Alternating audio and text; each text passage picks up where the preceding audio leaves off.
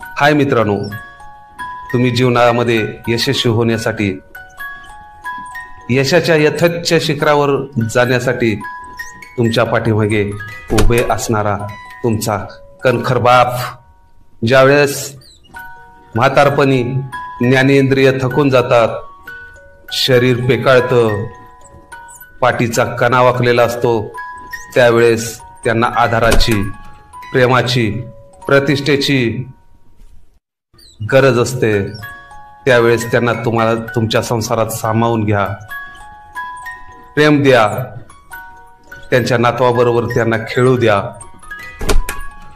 त्यांना जीवन सफल झाल्याचा आनंद होईल आणि तो आनंद त्यांच्या चेहऱ्यावरून